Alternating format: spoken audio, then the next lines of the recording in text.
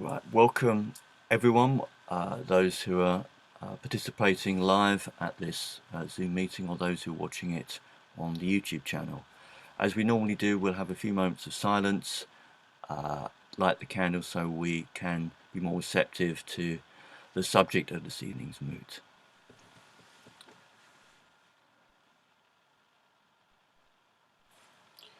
Helt kvöld så hele kvöldsinnig har nått og nif. Det er amalgam litt takkesynning og gevet sitt jondum sikker.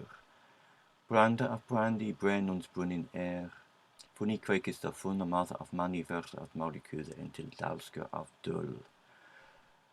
Flame is quickened by flame. A man from another man may become wiser, but from conceit may remain ignorant.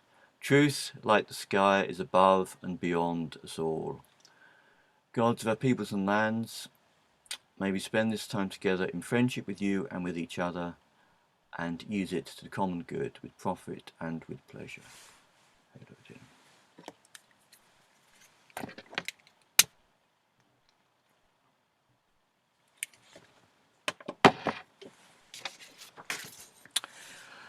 In the classical world and in India still, the planets were seen by many as representatives of the gods, and their motions were believed to exert a determining influence upon events here on Earth. The Interpretatio Germanica, which we're all familiar with in the names of the days of the week, common across Northern Europe, whereby equivalence to the Roman deities was sought in the native pantheon, does not seem to have been extended to the names of the planets, and we call the greatest planet in the solar system by no other name than Jupiter. What would it be like if we called it Thor, or indeed more appropriately Odin? There does seem to be an imbalance when one thinks of the richness of classical myths still dominant in how we name the patterns of the night sky, in comparison with the absence of any single constellation one could easily connect with a myth from the Eddas. This is surprising given the extensive seafaring of the Vikings, for whom surely some significant culture of meaningful identification would have arisen out of the utility of navigation by the stars. Warmly wrapped upon a ship, looking up at the shifting pinpoints of light, must surely have stimulated simpler, less distracted lives to spin stories. There have been attempts to read into Snorri's Edda, in particular, a coded system of astronomical and astrological law, which, it is claimed, was too connected to paganism to be spoken of directly. Though one might be inclined to counter that Snorri himself says that in order to allow the kennings of traditional poetry still to be understood, the whole book was written that the knowledge of pagan myth might not be lost. One such attempt at decoding and assumed encoding is this by Dr. Bjorn Jonsson, who propounded a full mapping of the various deities and mythological figures onto the firmament.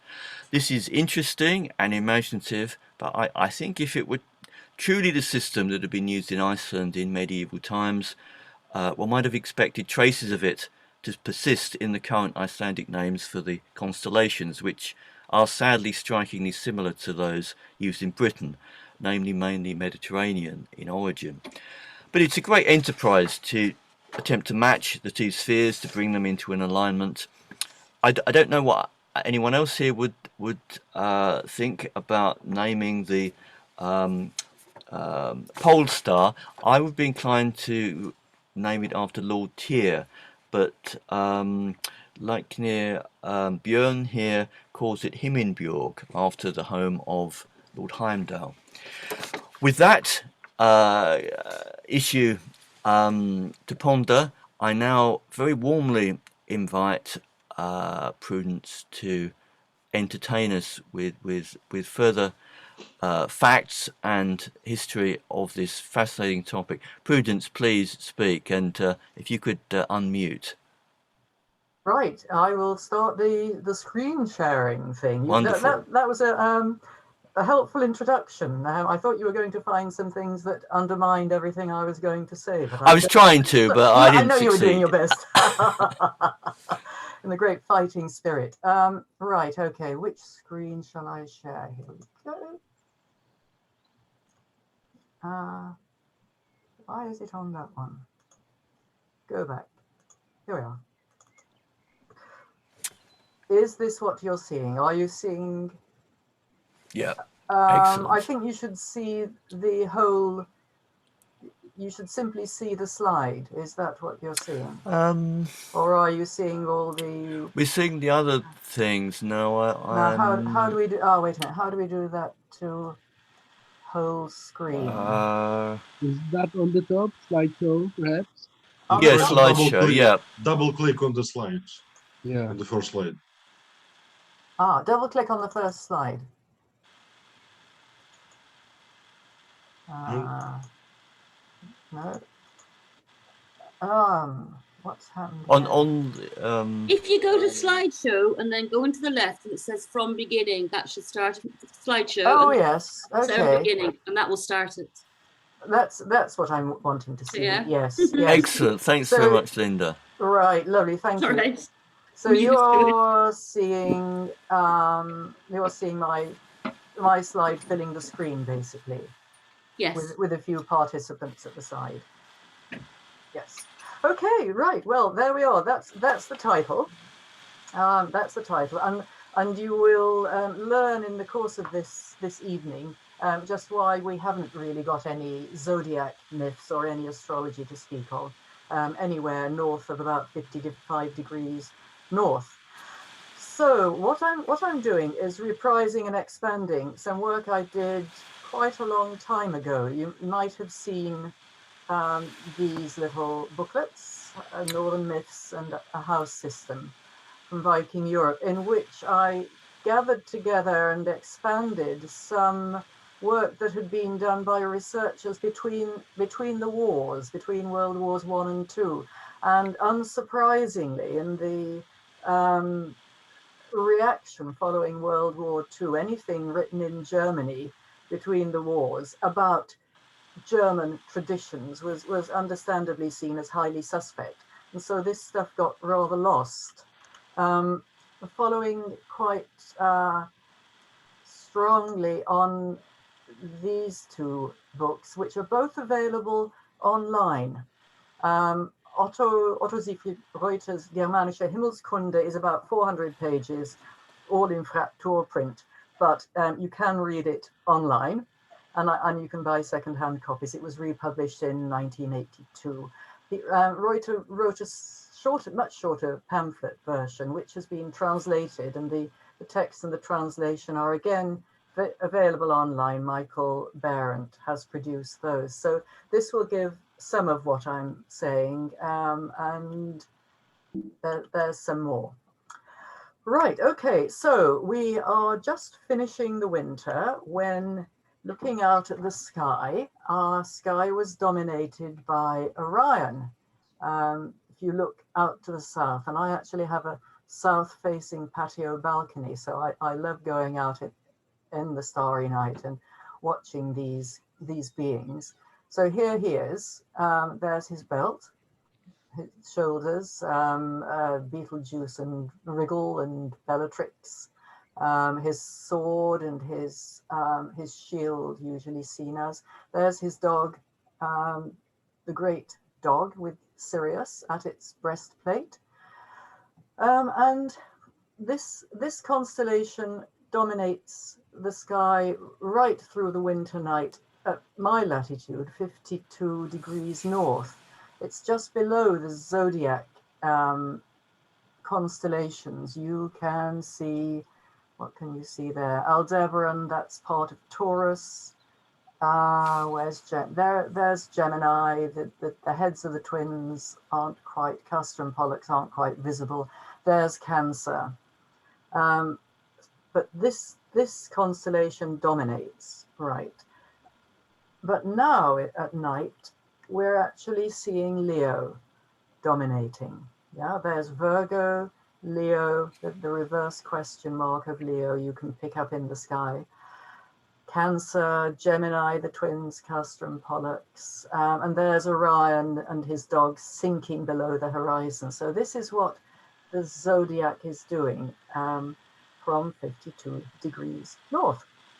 Well, this is all very, oh yes, and just pick up Hydra there. I'm going to come back to Hydra right at the end of this talk. It starts at below Cancer and it goes right down and finishes somewhere near Scorpio. So that's what you're seeing. This set of constellations is pretty relevant for southern England, but once you get up to the Scottish border, say 55 degrees north, the southern edge of the Black Sea, the Baltic Sea, the Danish border with Germany and so on, then the whole outlook of the horizon starts to look different. So let me set up the basic reference framework that we all need. Can I put these out of the way in some way? This little lot at the top? Maybe not. Right. Again, I'll be teaching some grandparents to suck eggs, but it can be as well to be reminded of just where we are in the universe. So here's our horizon. Wherever you are on Earth, here's your horizon. Face south in the northern hemisphere, the sun is in the south. Behind you is the north, right, east on the left, west on the right, above zenith, below the nadir. These are imaginary points, of course, because the universe extends forever. But that's your reference framework. You actually carry it around with you. It's rather like walking around in a farthingale or a crinoline. You've got this huge framework that's being carried around with you, and you can locate yourself relative to the fixed stars which determine those directions wherever you are. And this can then be expanded into what's called a fixed sphere of the observer. If you link the south and north points through an imaginary circle going through the zenith, the north point, and the nadir below, then you've got the meridian. Most people know about the meridian. These are the lines of longitude. There's always a meridian. Whenever you face south, you're looking down the horizon line of your meridian. Less in common parlance is the prime vertical, and again I'll come back to that a little bit later, which goes through the east and west points and zenith and nadir, and these quarter your horizon. And so when the ancient Babylonians were saying, if you look to the south and see the eclipse, destruction on Ur and devastation of all its fields or whatever, then they're locating omens in this fixed sphere. So what is this dotted circle? This is, well, in fact, it's the zodiac. I've said it's the sun's visible path during the day. It's actually the zodiac, but for this argument, it doesn't particularly matter. The sun rises somewhere in the eastern quarter. It culminates due south and then sets somewhere in the western quarter and culminates due north. But as you see, the zodiac is inclined to the horizon and to the prime vertical. Now this varies according to where you are in the world. And I think the next sign I've got, what's going to be relevant is that as you go further south, the passage of the constellations, the zodiac, appears to approach much closer to the prime vertical than it does at 52 degrees north. Yeah. So next, that's right. So in Mediterranean latitudes and the sun's daily path as well, it rises nearly vertically. It's almost the prime vertical. And so the symbolism of it there, this is from Manilius. symbolizes the stages of life, rising to glory in the fullness of life, using maturity, retiring, dying, old age, dying, and then rebirth and starting the whole wheel again. This is to do with the whirling of the zodiac wheel. This particular version doesn't work in northern latitudes. Let me give you another diagram to say, I'm just emphasizing this a little bit so we've got our reference framework. So here's the southern one. This time, this isn't the sphere of the observer. This is the Earth. We're looking at the Earth from outside. The Earth spins towards the east. So the equator marks the direction of its spin. There's the pole around which it spins, this imaginary line. Yep. Anyone in a southern latitude there's their horizon, which is this is a mathematical equivalent of the tiny little circle that would be at the bottom of that zenith there. So the person's head is pointing at the zenith, and if the imaginary person looks south, they will see the sun and the constellations rising quite high above them. Yeah, they're rising in these, coming quite high above them. There's their horizon, and it's high. Whereas if someone's further north, and these are just sketches, so don't expect the angles to add up perfectly. There's their head pointing towards the zenith, and the path of the sun is much closer to the horizon. And right, yep. And one of the results of this is, and this is one of Reuter's diagrams conveniently set up for the latitude of Cambridge, where I live. Very nice of him to do that 50 years ahead of time.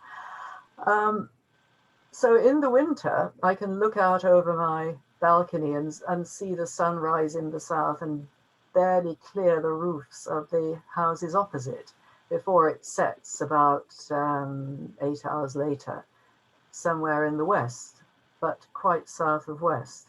So the result is that at this time of year, at this time of year, your sun's path is very very slow, very, very short, but you will see the constellations at night, except there's only a short window through which they'll come. So you'll see the constellations coming through one by one, the constellations of the zodiac, one after the other. You won't see it as a huge circle. This is the equinox. Of course, it's higher in the sky. And then at the summer solstice, of course, you've got the sun rising much further north of east, culminating much higher in the sky, disappearing above the top of the south-facing windows, and the shadows inside look. The sunbeams inside come in much shorter. Oops. But as a result of that, again, in northern latitudes, even more so north of 52 degrees, during the summer days, you've got sunlight all day. You're not seeing these constellations, and the sun is only out of sight for a few hours. So again, you haven't got that long extended view of the constellations. So this seems quite a good reason why there isn't an established zodiacal astrology in the north. Here are just a few other examples. It's just showing how the zenith actually gets closer to the pole. There's something in the background I can hear. It's like a hairdryer going. Has anybody got something on? It could be someone's calling on the computer. So oh yes, so it could. I shall mute myself and Oh, it's you, said. Oh dear. So, something, the whirring of the computer. Okay. Well, okay. So this is just showing the further north you go. Athens, 38 north. That's the same latitude as Nineveh, the height of the Neo-Assyrian Empire, where a lot of our astrological documents come from. So here is the path of the moon, showing the moon's path. Again, very near the prime vertical. Yeah. But as you go further north, Trondheim, right? You see how the sun's path flattens. Arctic Circle, you've got the midnight sun, and of course at the North Pole, the two are identical. The sun's path, daily path, not the zodiac, which is slightly inclined, and the horizon. So, right, okay. So that's the end. That's the end of the very basics, reminding us all of how we exist relative to the visible universe. So what we're seeing in northern latitudes then is this polar sky with these constellations.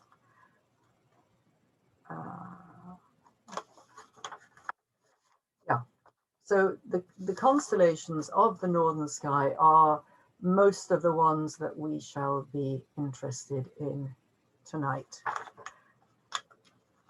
And this is the 21st century. Our polar star is Alpha of the Little Bear, but of course that pole moves. The pole is simply the imaginary line around which the Earth is spinning. So when you look up at night, if you're out at night for any amount of time, you will find that the constellations seem to move around. The Great Bear particularly moves around the pole star. Sorry, that's the Little Bear. The Great Bear, where is it? Here it is, pointing at the pole star. The Great Bear is extremely visible, and that moves around the sky during the night. And this is thought to be one of the images that gave rise to the Philfoot, the swastika, the bear moving around this center. And this movement around has been likened to a mill. It's seen as similar to a traditional old mill where the millstone is moved around. There's the lower millstone, and this millstone turns around and grinds the flour. So we've got the three levels: the upper millstone, which turns, which is like the stars; the lower millstone, that's your horizon. There's your celestial axis, polar axis, and then everything below your horizon is the block on which this millstone stands, and that's the underworld. Santayana and von Dechend wrote a book called Hamlet's Mill, which expounded quite poetically and imaginatively on a lot of the relics of imagery of the mill, seeing the grinding of fate as being like a mill. In poetic, I mean, there's lots in Santayana and von Dechend. In fact, I might have some more to hand here. Let's see. Oh yes, I was going to tell you about Snorri. In poetic diction, he talks about the chieftain Frodi, who has a mill called Grotti, grinder, at which he overworked two giantesses grinding gold. They grind gold, peace and prosperity for him, but then they fell out with him, they cursed him, and they brought his kingdom into ruin. So this might simply be a cautionary tale about something like the Wheel of Fortune. It goes round, and sometimes you're, in the southern version, sometimes you're on high, and sometimes you're plunged down to the bottom of the earth.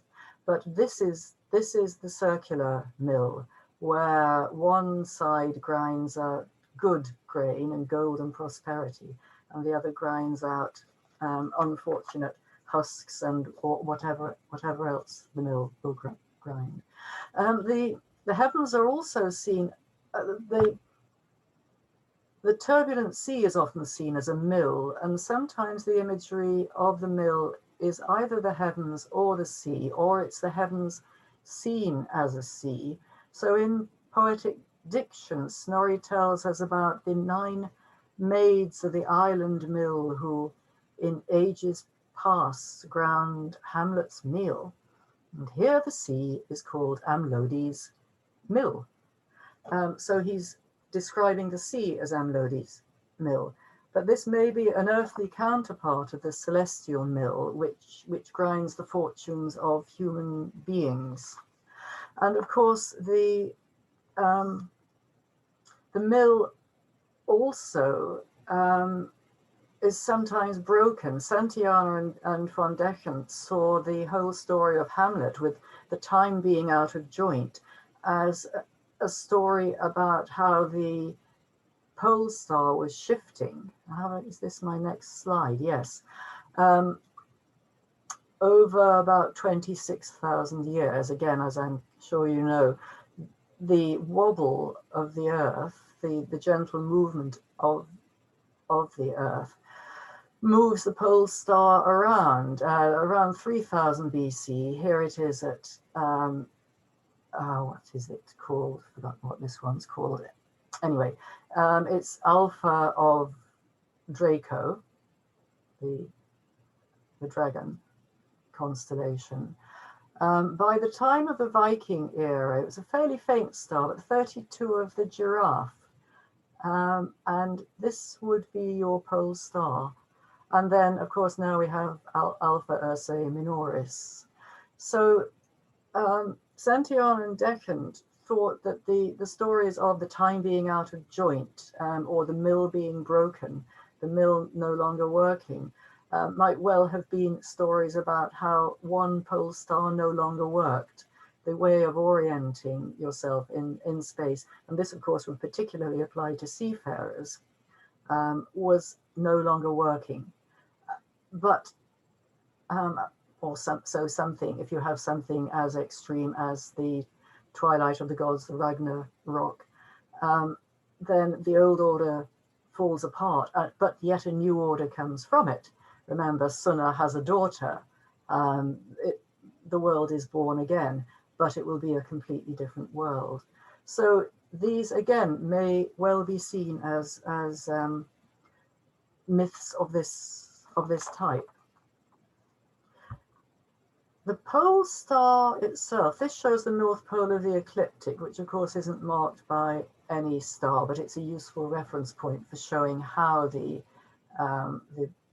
pole star moves around. Another example, which Reuters suggests, of the imagery of the pole and its star is he has a couple of quotations from Olaus Magnus and his brother Johannes. So this is the early modern age, but again, they're preserving traditional lore. He says that the stars are called the distaff and the spindle of Venus, representing a former goddess. And his brother Johannes then tells us, it says that certain stars in heaven were said to be the distaff and the spindle of Frigga. Well, right. Well, what we have here then is almost certainly the pole star, which would be the spindle. You see, here's a picture, one of Nigel Pennick's pictures of the spindle, which is always vertical, of course, it spins, and then the distaff, which the spinner holds in her other hand, on which the wool is. Helen from the Lake District may know more about this than I do. So it's suggested that this is a misprint, the light star. It's actually the lode star, the leading star. The pole star is the spindle of Frigga. And then these 3 stars here in Orion's belt would be her distaff. She's holding the distaff, and there's the spindle. Yep.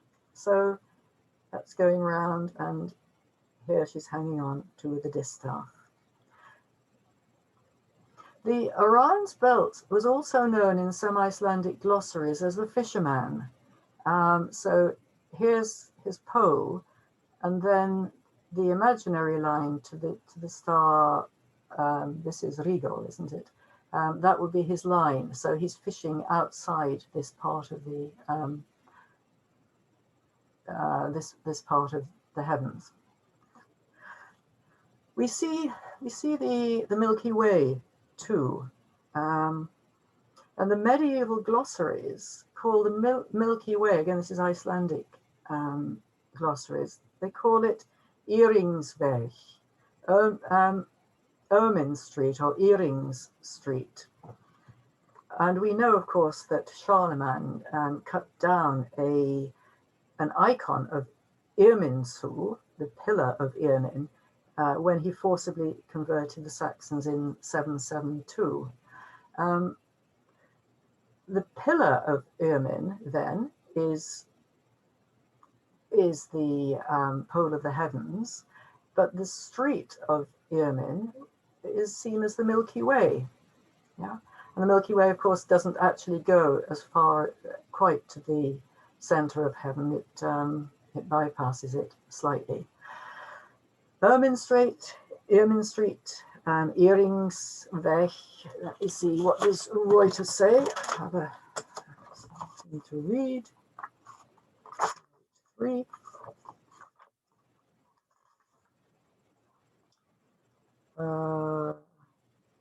Althochdeutsche Glosse, Iringsveg. Anglo-Saxon glossary in Sweet.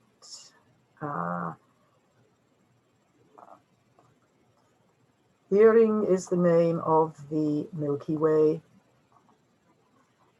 as it is noted in the present, and Eberhard von Jura calls it Earrings Street. Well, there are lots of these. So I don't know who Earring was. Haven't found out who Earring was. If anybody knows who Earring or Irmin was, I'd be delighted to find out. But that's something for people to look up, perhaps, to follow up. The actual turning, if we go back to the turning then. And notice that Ermin Street in England is the name for the direct north-south street. There are the 4 royal roads of Britain, so-called. There's Ermin Street and Watlings. Ermin Street goes up to York. It's really the Great North Road, the A1. Watling Street goes slightly up and to the west, and then there's the Foss Way and the Icknield Way, which go not exactly east-west, but they cross these 2. The straightest one north is, in fact, Ermin Street. So that would, again, be a part of this imagery. Right, oh, here we are. And here's the Irminsul. Many pictures of this. I went to the Externsteiner about the time I did these 2 little booklets, and there is actually a carving of this kind of pillar shown bowed down, being destroyed by Charlemagne, actually at the Externsteiner. Those 3 great natural formations of rocks seem to have been a sacred place for the Germans, a rallying place in their fight against the Romans. The Germans, of course, successfully turned back the Romans in the year 9 of the Common Era.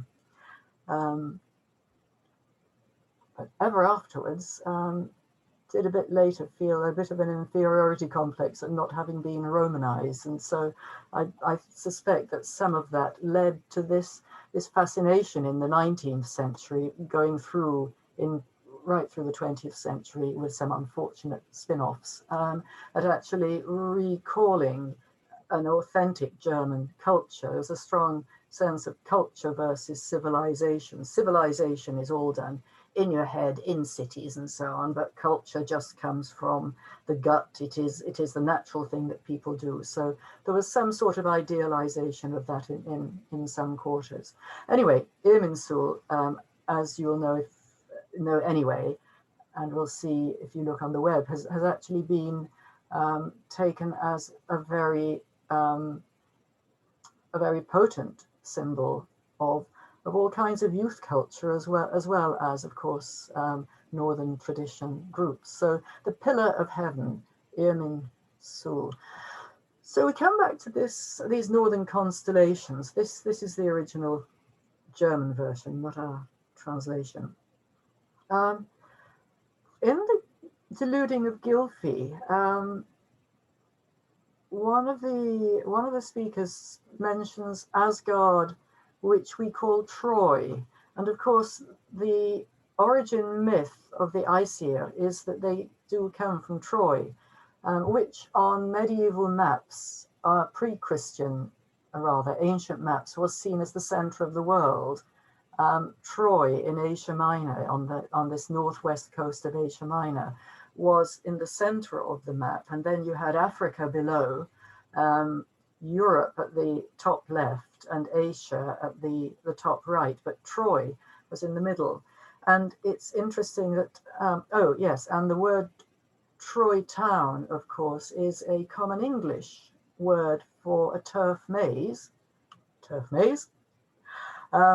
Treuerburg in German is the same thing, and Cerdroyer in Welsh is the same word for a turf maze. So you've got the turning here. So I don't know to what extent this origin myth of coming from Troy is pure imagination, simply taking up a prestigious story, in which Thor, for example, at one point is likened to Hector of Troy, or whether there's actually some geographical historical truth in it, because there certainly were connections between Sweden, Scandinavia, and down through the Caspian Sea to the Black Sea, or perhaps all of these things, or whether it's also assimilated into this turning of the center, because as we'll find quite soon, Ausgarth is actually at the top of the world ash tree. It is at the center of the pole here. This is sometimes called also the Idafell, the eddy field. Again, this imagery of the sea. These stars are seen as stars of the sea. And right through the early 20th century, again, perhaps until World War II, which modernized a whole lot of people and things, Swedish fishermen, I was reliably told by somebody Swedish visiting a geomantic conference, would actually run their local turf maze. Some of the seaside villages had these, run the maze to the center in order to tie up the winds and then leap out of the center of the maze to the outside, so that the winds stayed tied up in the maze, but the fishermen, were free. And so they tied up storm winds. So again, you've got this island mill. This is the sort of the seafaring side of the mill. But to say, sometimes the skies are called, the northern skies called again the eddy field. So now Stead suggested that the North Star should be called Tyr. Well, the Anglo-Saxon rune song, you'll be delighted to know, has a couplet that runs, Tyr's the name of one who keeps his word. To noble men, whenever on the voyage, above the mists of night, he never wavers. Could this be the North Star?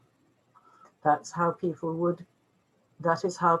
would navigate.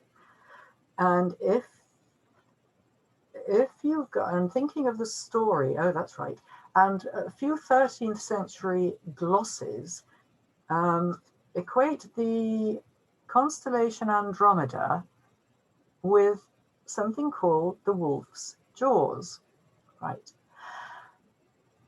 Now, if you remember your Eddic story, Tyr, the god of battle with his spear and his sword, adopted a wolf cub. Bad mistake. It's such a cute wolf cub. And of course, the other gods said, no, come on, you know what he's going to grow up into. And Tyr said, no, I'm a tough god, I can handle it. He's a pack animal, he'll be true to me. So this was something of a contest of wills. Anyway, the wolves got quite large, and the wolf Fenrir, of course, and the other gods really lost their nerve, and they said, look, you've got to bind this wolf. We can't rely on you to keep him in check. We can't rely on you always to be his pack leader. This wolf has got to be bound. And so Tyr, of course, then he was in that impossible position of having to break his oath, if you like, to the wolf. He said to the wolf, okay, well, look, we're just trying this fetter. We know how very big and strong you are. See if you can break the fetter. And several times, I've forgotten how many, the wolf managed to break the fetter. So wolf, Fenrir and Tyr were delighted. But finally, there was one fetter that was so strong that the wolf really struggled. And he said, hang on, just a minute. I'm not trusting this. This is likely, I need surety. I'm getting tired of this game. If this is a game of strength, I want to guarantee that I'm going to be let out. Okay, Tyr, you're my surety. Put your hand in my jaws. I mean, you all know this story. Put your hand in my jaws. And Tyr, I mean, just imagine what an impossible position that he was in. He had to be true to the gods, and he had to be true to his wolf. He was in an impossible position. He did the honorable thing, put his hand in the wolf's jaws. The wolf struggled and struggled and struggled. He could not break this fetter, and of course his jaws closed upon Tyr's hand. So Tyr lost his right hand. Oops. And there's Andromeda, part of Pegasus, part of Cygnus, the greater wolf's jaws. The glossary only mentions Andromeda. Here's Tyr in the center of the sky, above the mists of night, he never wavers, and there's his hand going in. Yeah. Plausible.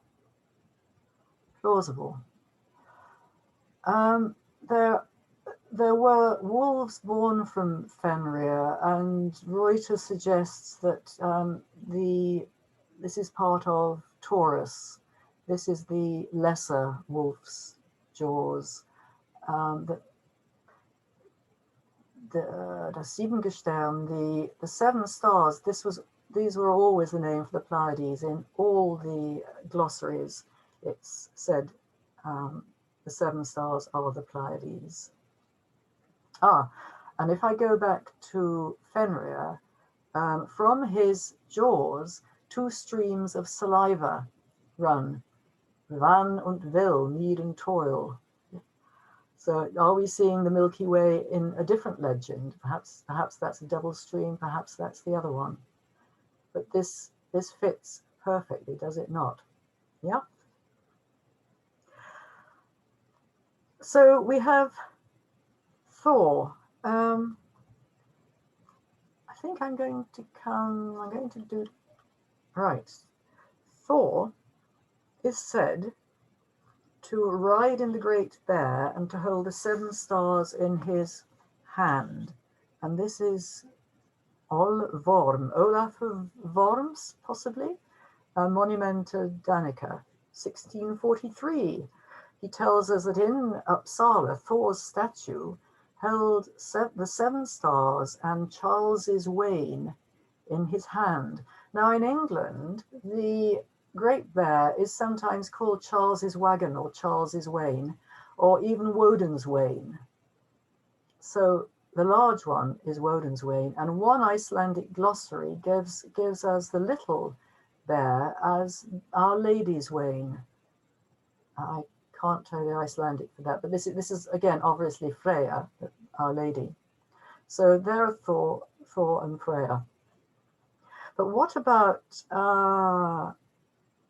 yes, Thor rides in the Great Bear and holds the 7 stars in his hand. I'll just look up the reference for that.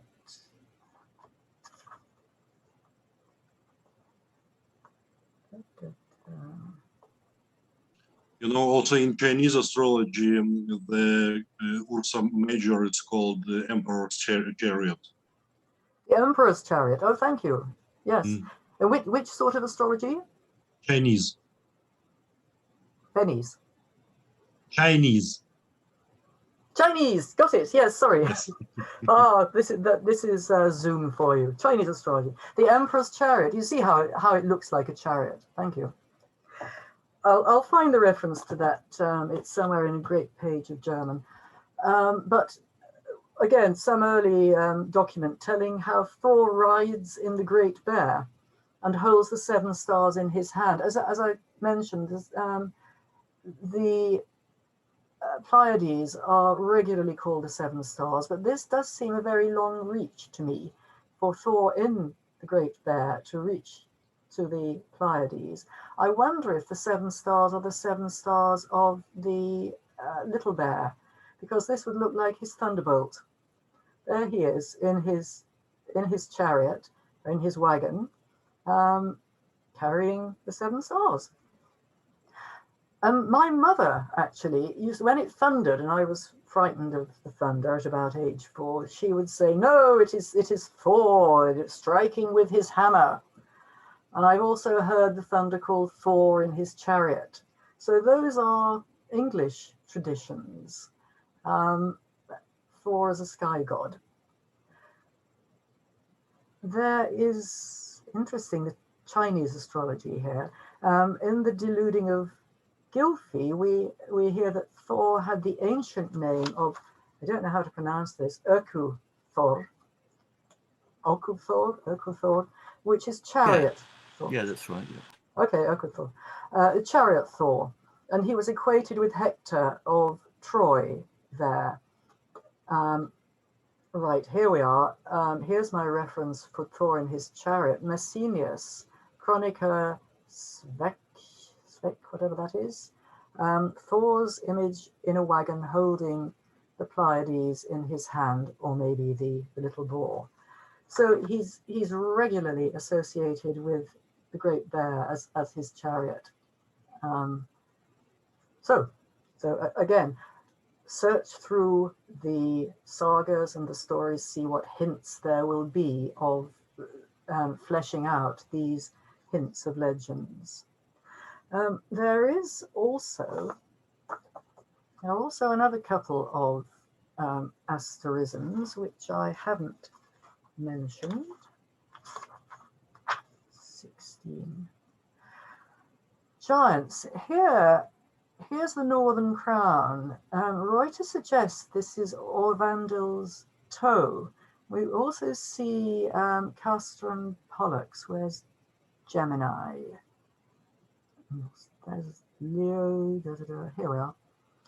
Possibly these are Thiazi's eyes. There's various stories about various giants.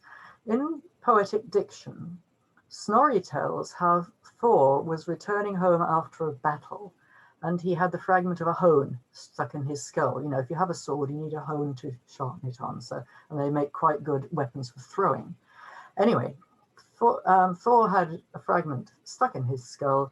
He was helped to loosen it by the sorceress Groa, the wife of Orvandil the Brave. Now, Orvandil was missing at the time. Thor turned up at Groa's house and asked for help in a sort of Siegmund type fashion. And so she took him in, sang her charms over his head, and the hone worked loose. Thor was so delighted that it was starting to go that he, having learnt that her husband was missing, he said, "Oh, no, this is all right. I carried Orvandil out of Giantland in a basket on my back. I rescued him, but one of his toes was sticking out of the basket and became frozen. So Thor broke the toe off and cast it into the sky as a star." And interestingly, the sorceress is so delighted at this good news that she forgets her spells, so Thor still has the hone in his head. But Orvandil, according to Grimm, is the archer, the god of spring, and Grimm sees his wife Groa as the principle of growth. Again, modern etymology might challenge this, but that's what Grimm thought. But if Orvandil is indeed the god of spring, if Thor has rescued Orvandil after slaying the frost giants in the north, then the constellation which represents Orvandil's toe is likely to be one that's visible only at the end of winter. And that's why it has been suggested that this might be the northern crown, which rises at night in northern latitudes only after the spring equinox. So here we are. This may be Orvandil's toe. Lethbridge, Thomas Lethbridge, opts for quite a different story. This one is from Gloucestershire, where he says the giant Wandil stole the spring, and so the winter became hard and long, and the gods finally caught him and made him release the spring, and then they threw his body up into heaven, where it became the constellation of Gemini. And when his eyes glare down, Castrum Pollux, there will be a hard frost. So this version makes Vandil the villain, whereas in the poetic diction, he's a fellow fighter with Thor. Snorri does tell a story which may describe Gemini. It's a very different one, but also about a giant. The giant Thiazi, in the form of an eagle, contested the Aesir's right to kill and cook an ox, which he said was his. In the ensuing battle, Thiazi got the better of Loki and made him promise to bring Idun, the keeper of the golden apples of youth. This is the story, of course, that Wagner adapted for his ring. And so Loki spirited Idun out of Asgard, and the gods grew old and grey.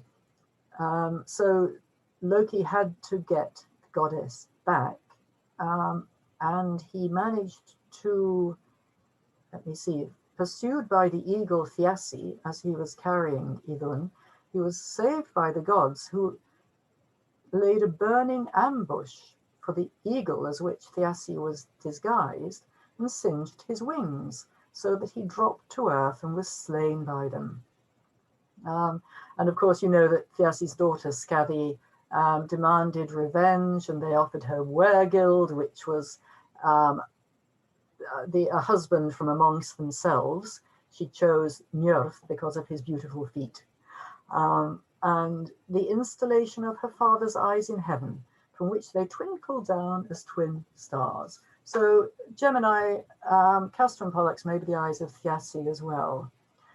Or indeed, it may be any other couple of stars. There are various pairs of stars around. So you see how these myths are constructed. They're very fragmentary. We have no Ovid to write them down, but Snorri saved what little fragments he could, and some of the early antiquarians in the early modern age, the churchmen, wrote down similar ones. Here's another one about Thor. I haven't got a picture of an actual high seat. Here's a modern version with the icon of Thor. But what we do know, God's nail, is that this is, I think, the Eyrbyggja saga, where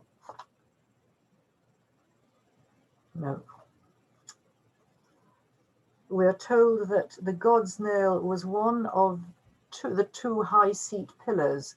The two high seat pillars, one would carry an icon of Thor, and one would carry an icon of the god's nail. It's a reinnagel or something of that sort. The nail of the powerful ones, the ruling ones of the universe. So presumably, again, this nail was an image of the pole star and the heavens, the pure heavens, and then the icon of Thor, of course, with his thunderbolt, Thor ruling the weather, and storms and such like things. But of course, you will probably be familiar with the story from the settlement book of the two blood brothers who set out to Iceland, and settlers would often take earth from under the corner pillars of their house, in order to take that to the new place, and they would take their high seat pillars, obviously valuable bits of domestic kit. And two blood brothers, Ingolf and Hjorleif, set off for the new colony. Ingolf was a standard pious pagan who carried out the usual religious observances, but Hjorleif was a modern 10th century sort of atheist, and he would never offer sacrifices to the gods. And when they caught sight of Iceland, Ingolf threw his high seat pillars overboard, hoping for a good omen, and declared he'd settle where the pillars happened to be washed ashore. This is how Reykjavik was founded, by a different settler, of course. His statue is there overlooking the harbour. But back to Ingolf. So he did that. Hjorleif, on the other hand, the atheist, did no such thing. He wintered in a materially convenient place in the south of Iceland, and he was soon murdered by his slaves. In the spring, Ingolf emerged from his winter quarters, and he sent two of his own slaves to look for the high seat pillars. Excuse me.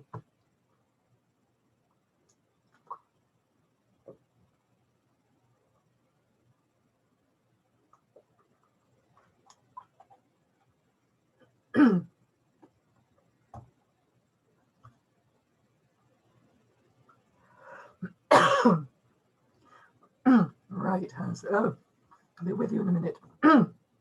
Oh dear. I can't even. Oh yes, I can mute myself. Let's have a cough.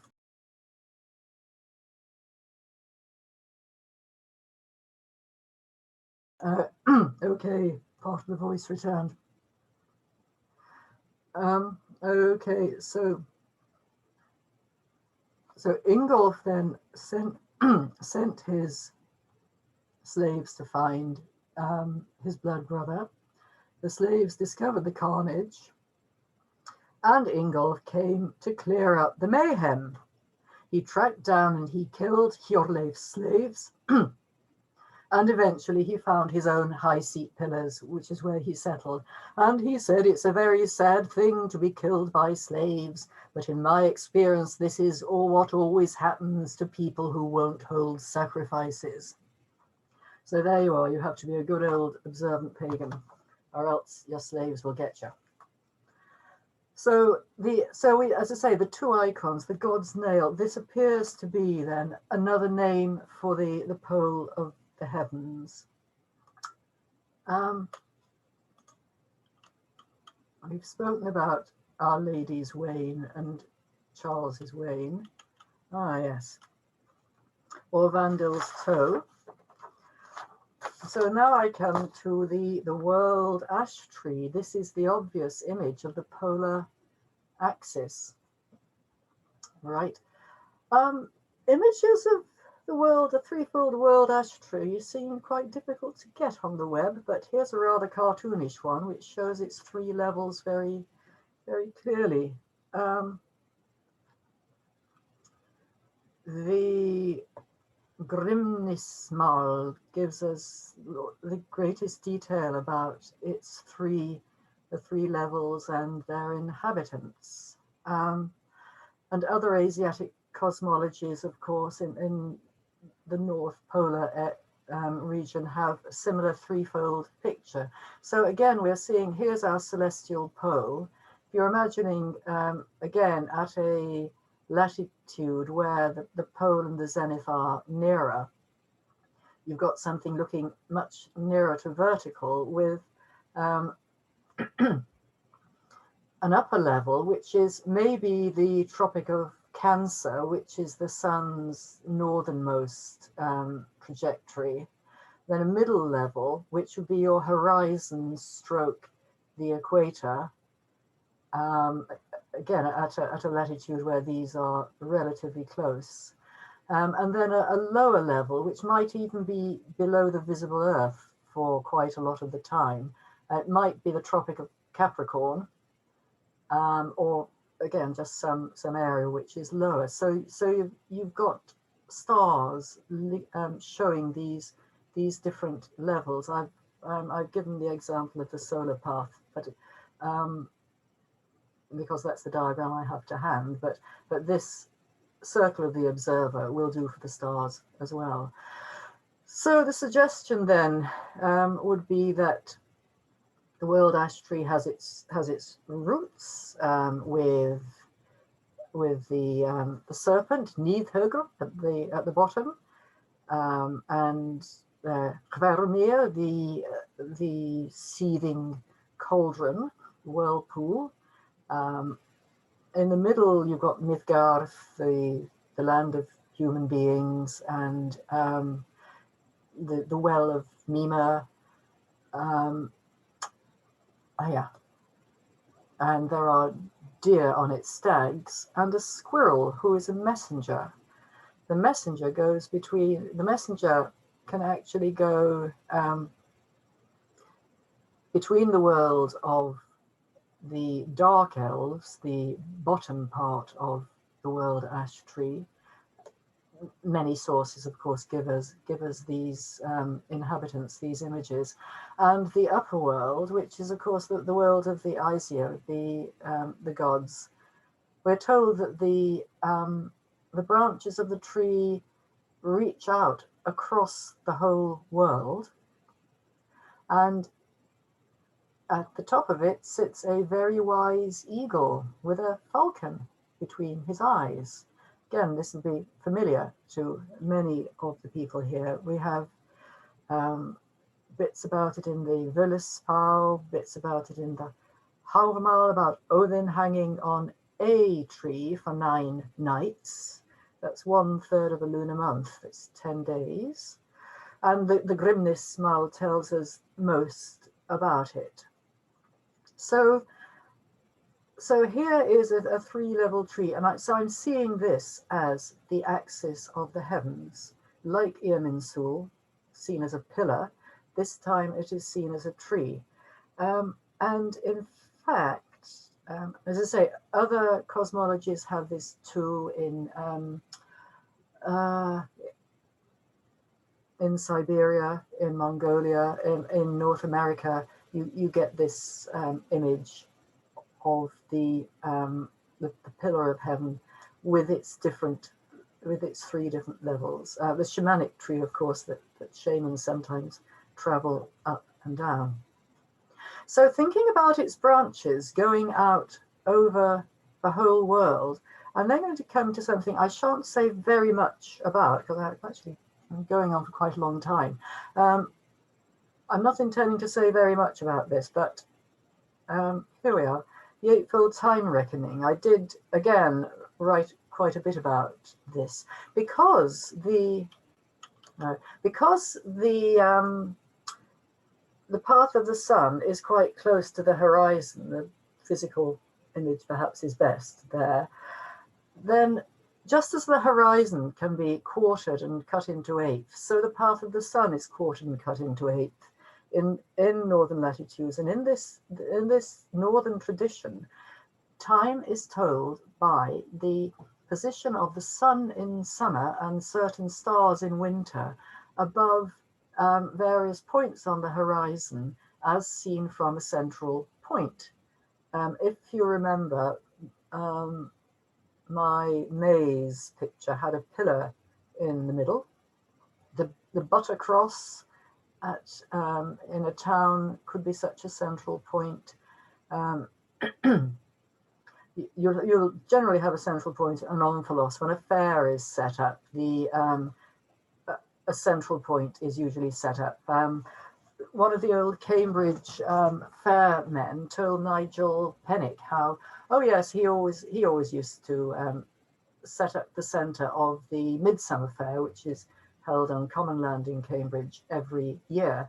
And he knew exactly where the centre was. He'd simply walk into the centre and strike with his heel, and there it was. So this, again, folk tradition of knowing how to find a centre is a centre that will work. It has clearly been around a long time. There are several examples of this quartering and eighthing of the horizon, but it corresponds, of course, to the 4 tides of day. We have our normal tides: morn tide, noon tide, eventide, and night tide. It's sort of archaic words, but they can also be split into 2 each. So you've got, here we have midnight, dawn. Now what was it? You have dawn as Uchta in Beowulf. Then in Uchta, before dawn tide, was Grendel's might to men manifest. In the sort of dawning before the day really breaks, the horror of the carnage that the monster has brought is shown. So dawn, morning, that's when the sun rises, mid-morning. Day tide, you'll be looking at about half past 10 in the morning. Then noon tide, howday, afternoon. And here, this point, Eiktagstadt, was when the sun was above here in summer. This would be when people would down tools in Iceland. It's shown in the settlement book. And then afternoon tide, people go home and clean their tools and do whatever they do, have a meal. And then bedtime, nattmaul. So these tides correspond to directions. And here in modern Iceland, this is on the Perlan, which is a former gasometer, gas holder. Prudence, I think Maxim wants to ask a question. Oh yeah. Oh, sorry, I wasn't looking. Carry on. Yes. I just wanted to mention I'm a linguist and specialist in the European language. Wonderful. At the moment, I'm working on my own theory. Well, it's not my own, but I contributed with my own stuff. That before in the European peoples, which are our forefathers, accepted the 10 base counting system. It was 8 base counting system. Yes. And there are many evidence and proofs that point to that. The name of the numerals, yeah. Oh, I'd be really interested to see that. That is great. Yes, you must look at. I can send you some of my materials afterwards. Oh, yes, please. Yes, you must look at Reuter's book as well if you haven't done so already. No, I haven't. Because he may guide you towards some more sources. Yeah, great. Oh, that's wonderful. And I'm reminded that even NATO still does not measure directions, not for gunnery at least, by 360 degrees, but by 6/400 mils. It's a quartering and eighthing system. So anyway, but back to Iceland. Even Heutzutage at the Perlan, this former gasometer, which is now a meeting place, you have this is one of those rings which shows you where sites are on the horizon. I seem to be speaking in German at the moment. Sehenswürdigkeiten on the horizon. But you also have these tides of day, and you have howday there south south, noon. I did look at these. Natmal, midnight, midnotra, otta. So the timing is actually there. And there's also a sign like this at Helgafell, which is where Thorolf Mostraskegr set up his temple. I can show people pictures of that. It's the same sort of thing with these timing devices. So people could go there, there's your central point, and actually look at the sun or stars relative to one of these points and see what it was.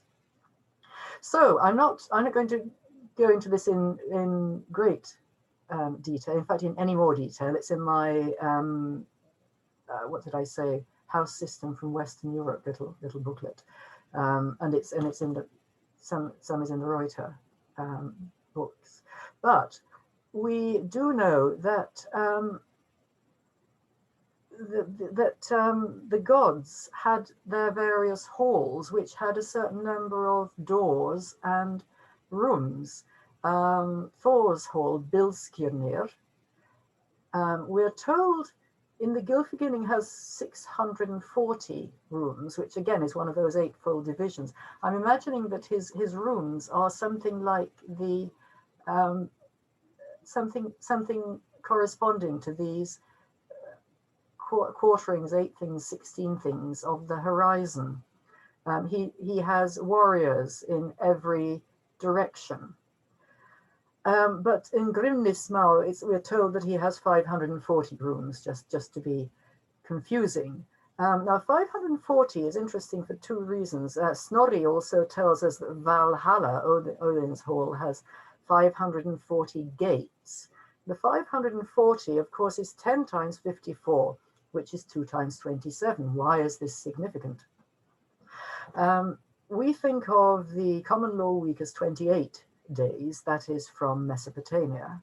But in Northern Europe, the common law week seems to have been 27 days. It's 27 and a half, I think. Yeah, about 27 and a half days. So the Mesopotamians rounded it up to 28. The North Europeans rounded it down to 27. And quite often, for example, in the Pharaohs, those days were divided into 2 because, of course, you've got 2 tides. So you have 54 half days in a lunar month, in a common law month, which is the movement of the moon around the cosmos till it stands in front of the same star 1 month later. So 540. So it's significant in that respect. But Reuter points out that the 540 gates of Valhalla each disgorge 800 warriors at Ragnarok, which is a large army of 432,000. People keen on Vedic mythology will say, hello, 432,000, that is the Kali Yuga. Multiples of this and of its factors are important in Hindu mathematics. 432,000 is also 120 times 3,600, which is the shar. That was the measure of a whole turn in Mesopotamian mythology. Remember, the Mesopotamians gave us the 60-degree circle. So there you're working with multiples of 60. At these large numbers, then the 8-fold and the 12-fold actually come together. You can actually work with multiples and factors of the same. So that's rather nice.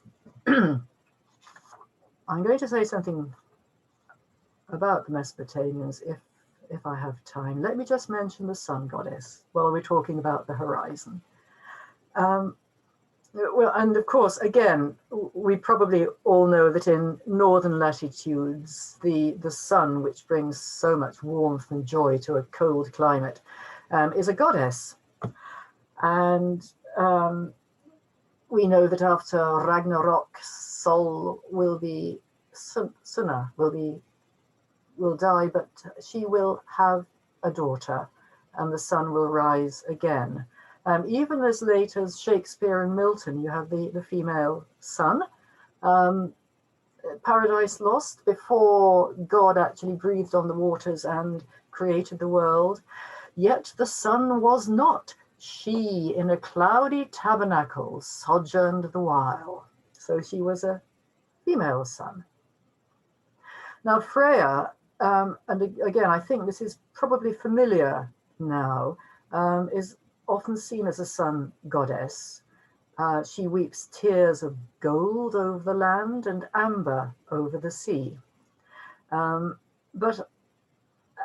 of course, she is greedy for gold. But I was rather sad to discover that a story I'm about to tell you about her winning her necklace Brisingamen, the circlet of fire, is probably a Christian slander of a much more unpleasant kind. The version I know is that Freya wanted a necklace of gold, pure gold, and could only get it made by the dwarfs. Of course, the dwarfs are the smith gods. By the dwarfs, if she agreed to sleep with each of them in turn. They would, this is your standard sexual harassment, isn't it? What's new? You want the necklace, right? Okay, what you going to give, lady? So it goes back a long way. And so she agreed to sleep with each of the four dwarfs, north, south, north, east, south, and west, and duly got her necklace. Well, of course, this looks to me very like a story about the midnight sun, or the sun, in fact, in the year, touching each of the four quarters of the horizon. At midwinter, she's hiding down in. At midsummer, she appears in the north. At the spring equinox, she rises due east.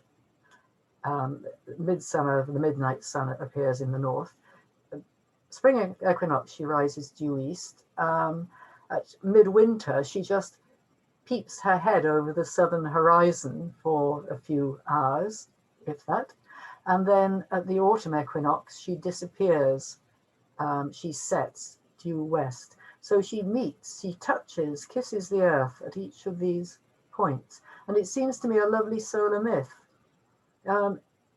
As I say, I have come across another story which is more scurrilous. Perhaps that is a version of this. I haven't really time to go into all of that now. And we hear the story about Frey, of course, her brother Frey, who very naughtily was sitting on Odin's high seat in the center of the world. And in the north, he saw the most beautiful woman. Now, of course, on the high seat, if he's high, he can look down into the north. The etymology of the word north means down. He can see down below the horizon where perhaps the midnight sun is, because this beautiful woman then came out of her house and opened her arms, and the whole world was flooded with such radiance that Frey fell down senseless. So here's another sun goddess story. And again, for me, it fits with the horizon and these stories about luminaries going around. So that is that for the old myths of the North. Now, how are we doing for time? I'm overrunning a bit.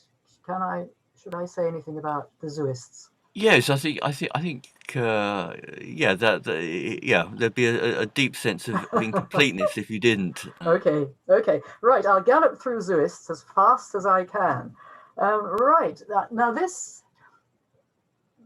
picture from the Zuist Society, I'll just wet my whistle briefly.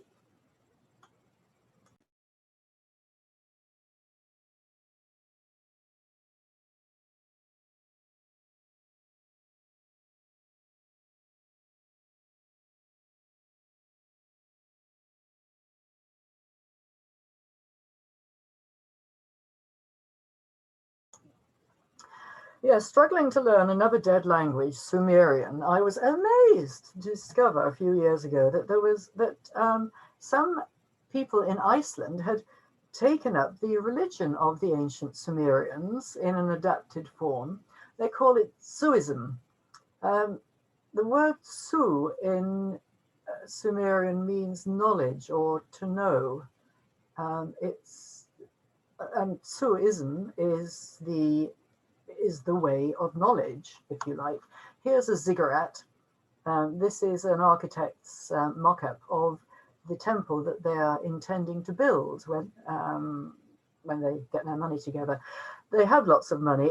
Suism, was founded in 2010 by Olafur Helgi Thorgrimsson. It was registered as an official religion in 2013, following some battles about which religions were allowed to be registered and which couldn't. But soon after that, and certainly by 2015, it was rather taken over by a protest movement, protesting against the church taxes, which all Icelanders have to pay. Every Icelander has to pay however much each year to keep up the churches in Iceland, even though Iceland doesn't have an official religion and many Icelanders are not Christian. So the Zuists, anyway, it's a tax dodge. Basically, they are able to give their members their church tax back. I think that they would actually receive church tax as a registered religion. So I don't want to go into all of that lawsuit stuff. What is very interesting is the theology of Zuism, as it was on their website. Fortunately, I downloaded a couple of PDFs because that does seem to have disappeared. But I can send people references to where to find out a bit more about it. It's based on Sumerian and Babylonian celestial mythology, which seems, of course, geographically extremely implausible. Yeah. Remember how implausible it would be, because Sumerian mythology would have this sort of shape of ecliptic and pole. The pole is leaning back, way back behind somebody who's looking south, whereas, of course, in Iceland, your horizon and ecliptic are pretty close. So just reminding you how implausible this seems.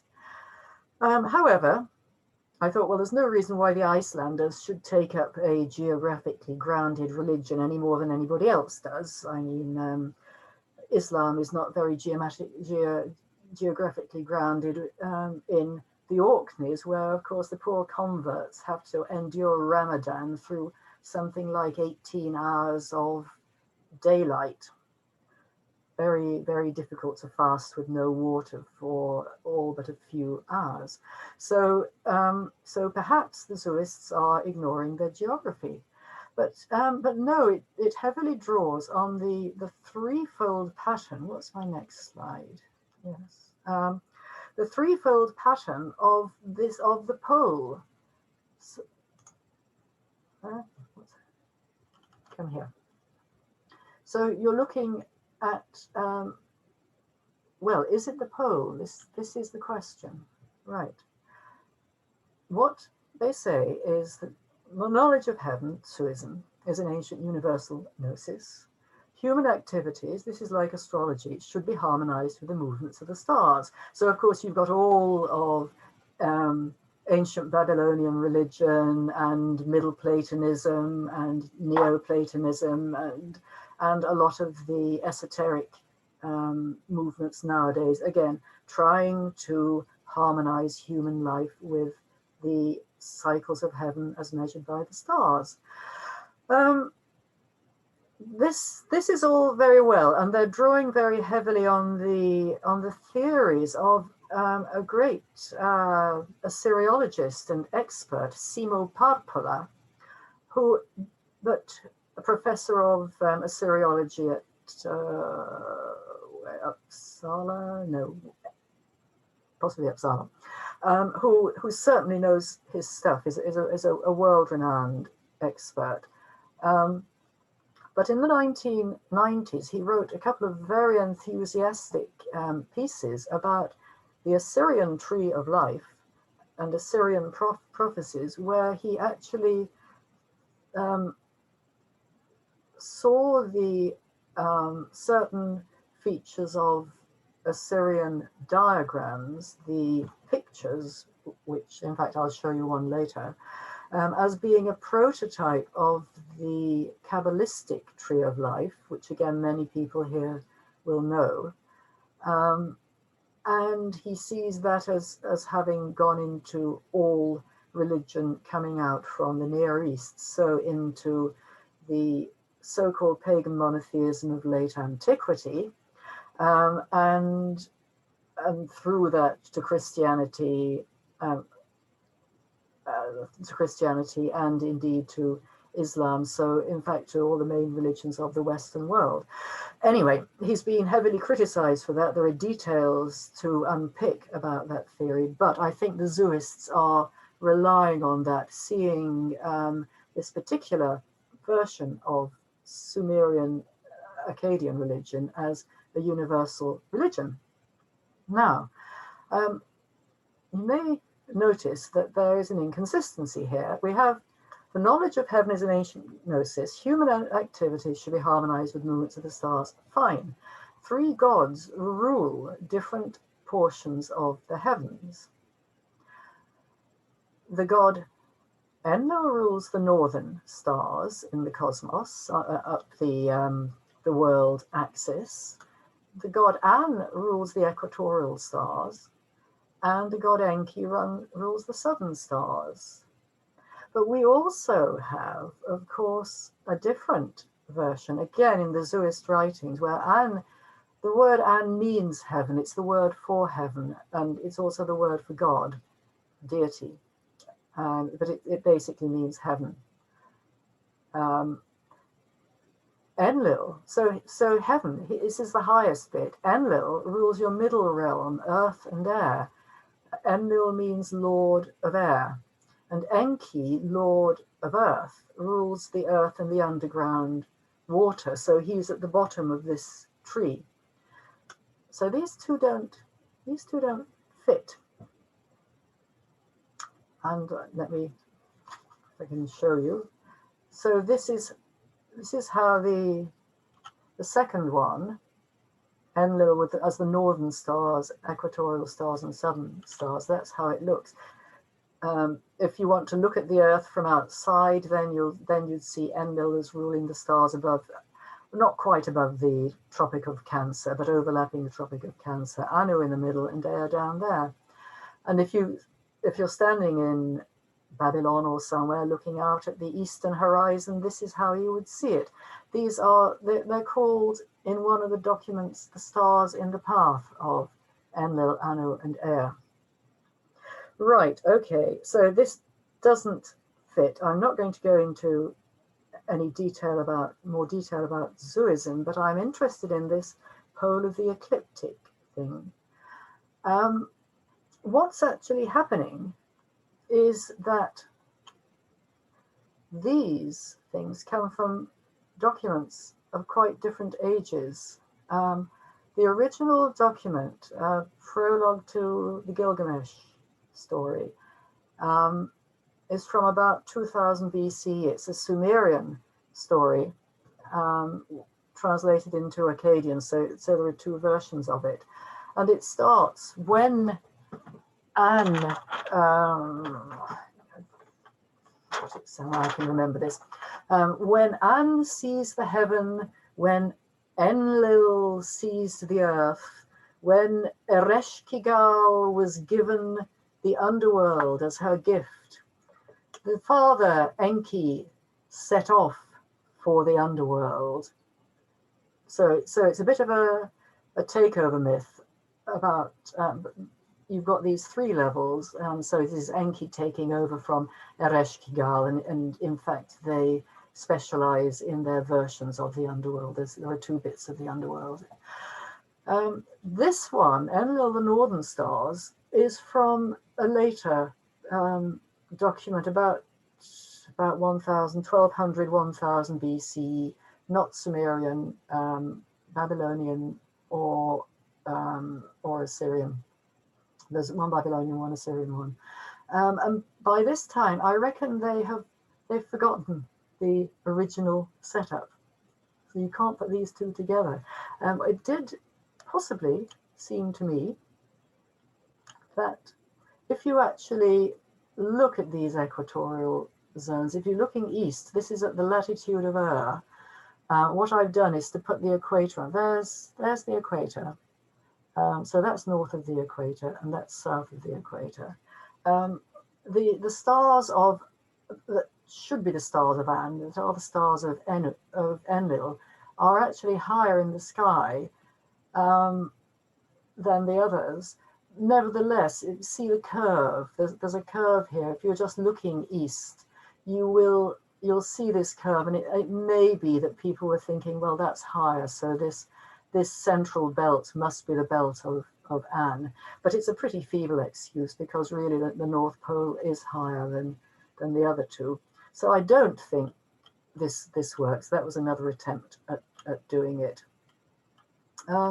So let's go back to the earlier version, the 2000 BCE version, and you've got, this is just one of the many ceremonial trees that you'll see in Babylonian art, Akkadian and Babylonian art. Sumerians were ruling in what's now Iraq in the 3rd millennium BC. There was a bit of a fight around 2200 with famine caused by climate change. Anyone? This was what was happening, and some Semitic speaking people called the Akkadians took over, and then after that, Semitic speaking people ruled, and Sumerian became a dead language and a scholarly language. Anyway, here's one of the many trees that the Babylonians, the Akkadians and Babylonian speaking people had and showed.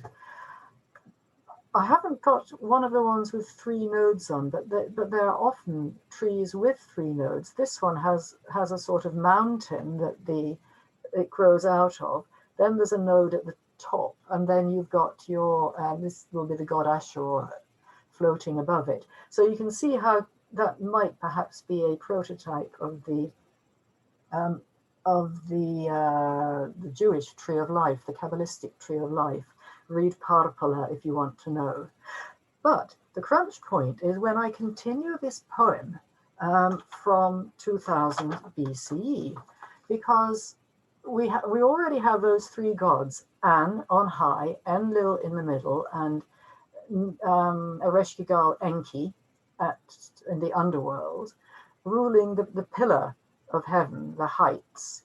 And then you get a story about how a tree floats down the Euphrates, and the goddess Inanna takes it. She says, this is wonderful, I'll plant it, it will grow big and strong, and I will make a throne and a bed for myself out of it. Well, she comes back, she leaves it to her slaves, no doubt, comes back 10 years later and says, what's happened? At its base, the snake, who knows no charm, had set up for itself a nest. Right? In its midst, the pure maiden of air had built herself a house. The Lilake are usually air demons. I think she is called a pure maiden of air in this, but she's still an air demon. And at its crown, the Antsu bird had placed its young. Now I have a horrible feeling I haven't written this. This is terrible. Right. So you've got a 3-fold tree. This was the only picture I could find of possibly the Hulupud tree with the 3 monsters in it. So you have the snake at the bottom.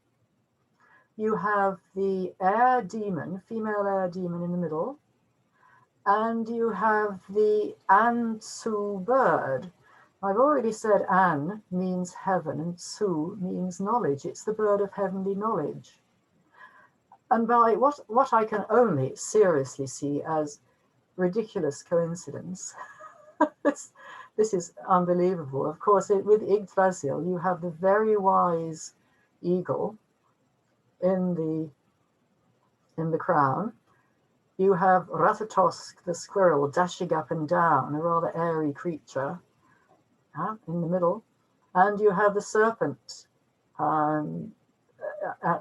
the bottom. This is the serpent who knows no charms, who can't be, in Sumer, he cannot be charmed out of existence.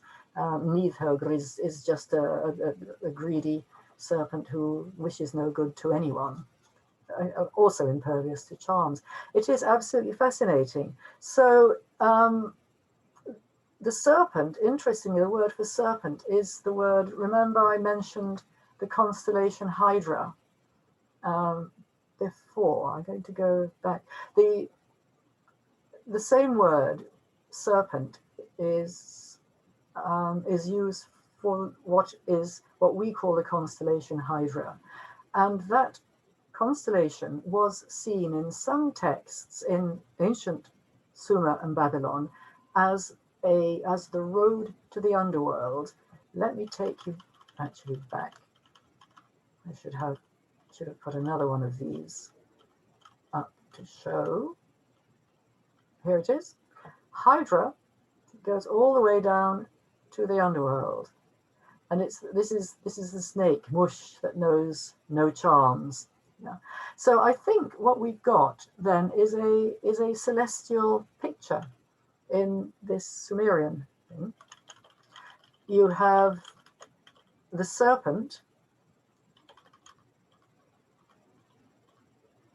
all right? So you have the serpent at the bottom, the Hydra. Whatever constellation would correspond to this air demon, who's sometimes seen as a prototype of Lilith, but current expert opinion disagrees. The word Lilitu Lilake may have gone into Akkadian, may have been assimilated, but she isn't really Lilith in the Jewish sense. She's an air demon. So she is there. And then the Ansu bird, the wisdom of heaven, is again a perversion of the wisdom of heaven. These are all demons, is at the top. There is a text from Sumer which has the Milky Way. Remember the Milky Way? Milky Way stretches between Gemini and Sagittarius. To its side, on one side is Taurus, the constellation. On the other end, to its side, is Scorpio. There's a text describing the road over heaven, which is normally seen as the Milky Way, with the bull man at one end, the scorpion man at the other. These are well-known demons who guard the entrance to the underworld, and the Ansu bird at the top. So so where am I going with this? I'm saying I'm not at all suggesting there's any derivation at all. This is an amazing coincidence. But the only thing is, what we seem to have here with the Sumerian story is indeed a celestial axis story, which doesn't seem typical for Sumer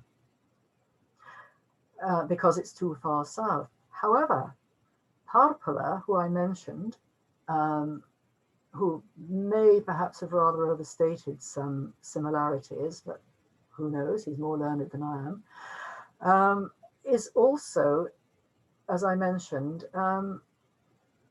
is Finnish. He's a native speaker of Finnish and a world expert in Sumerian and the Akkadian, Babylonian languages.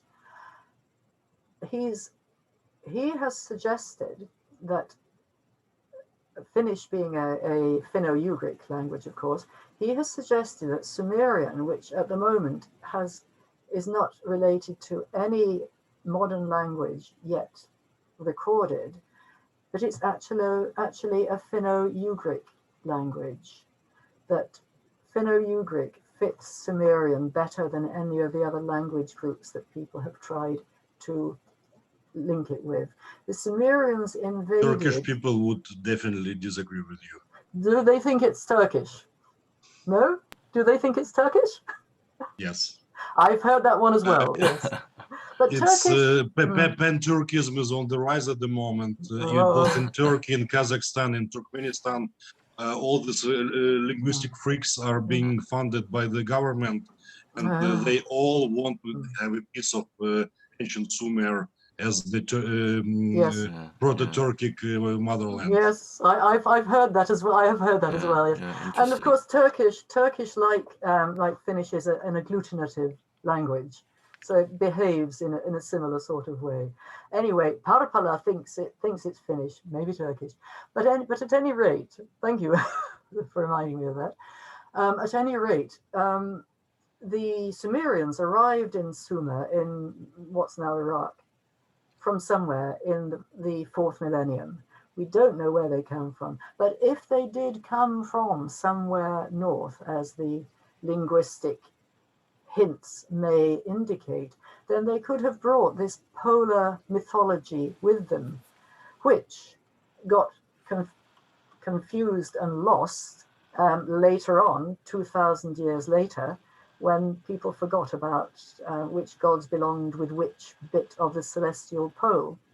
So there we are. That's through having looked at Zuism as rather a curiosity. What on earth are people doing being Zuists here?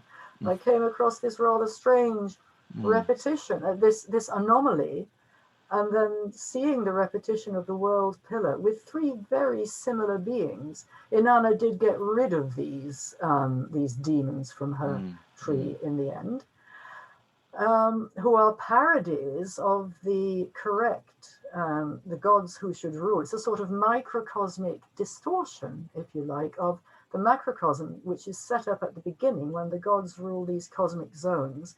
Then the tree, then the ordinary tree, not the world pillar tree, the ordinary tree floats down the Euphrates. Inanna picks it up and says, oh, well, I'll make a throne and a bed for myself, my house.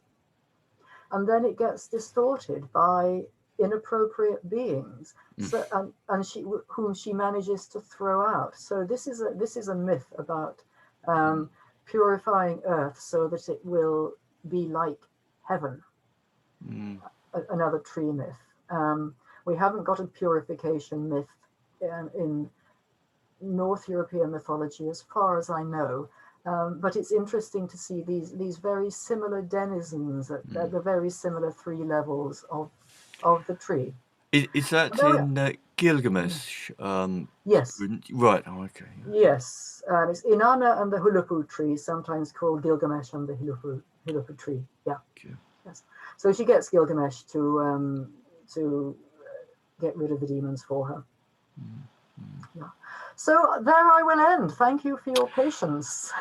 Oh, well, thanks so much for all the work you've done, bringing together these different threads and weaving them into a fascinating story that has been so well illustrated with these illustrations that you've obviously worked hard to find to illuminate the different turns of the story. So that is wonderful. But myself, I think the most valuable idea I've found is the idea of the different worlds being sort of different planes of the sun's orbit, as it were, our orbit about the sun. That at the summer solstice we're closer to Asgarth and the gods, which makes sense, and we're kind of more in the realm of the gods in the in the midst of the darkness and cold of midwinter, where we need to defend ourselves more against their influence. So yeah, I think that is very valuable, and I think I would use that idea in Thank you, and do look out for little sort of fragments of local folklore and such like that may add to this. Yeah, I think all the points you mentioned about connecting the some of the myths that were mainly done brought together by the German researchers all seem to be very sensible and very cogent to me, certainly, and that they didn't seem represented on the map, but you know, it's an interesting subject. Now, shall we ask questions? So perhaps we can go back. If you could stop sharing, we can have a more, we can see one another and then see one another. Yes, I know that perhaps a few people might have to go. I think Michael, Michael York. Well, thanks anyway for coming. Michael's gone, has he? I think he's on the point of it, he's switched his camera off. Well, that helps lower the bandwidth, doesn't it? Yeah. Anyone with any questions? I hope that's brought some. Is that Michael from Cologne? Do you have a question? Well, I do have a question, but I say this is absolutely not my area, and I can only reveal my ignorance if I ask any question at all. But I'll stick it. Well, I was just struck at that last image by the bird in the higher part of the tree. It was called Ansul, I think you said, was it? Yeah. Yes, Ansul. And when it looked to me, even with my glasses on, but I still might have seen it wrongly, rather like an owl. And I just immediately thought, is there any connection there with Pallas Athenian, the owl, and the owl in Greek myths as the bird of wisdom and a very benevolent bird, not a malevolent bird at all? I'll just throw that in because it just struck me immediately. Yes, I think the fact that it looks like an owl is maybe accidental or maybe deliberate. The artist who made it is someone who's done quite a lot of work in Middle Eastern mythology. She's a Swedish artist and a keen feminist, so she might have been reclaiming the owl as the Ansu bird. Something called heavenly wisdom should not be a demon. I will have to look further into why the Ansu bird is always bad news. Because the owl, it was a sign and a bird of good omen, I think, to the Greeks, as I understand it, to the ancient Greeks, and there's certainly an owl on a lot of the old Greek coins. Yes. Yeah. Yes, the little owl. Have a tutelary little owl. When you say little owl, do you mean the species, Thanks. the little owl? The species. Yeah. Oh, really? Yes. Oh, that's an interesting one. Yeah. Thanks. I think Pavel, has got an early morning, so I'm just thanks Pavel for coming. Could I just say before you go, I looked at names for planets in European languages, and I think Old Czech was the only language that seemed to have different names for the planets from the Roman ones. I thought, is that something you're aware of, or am I got that wrong?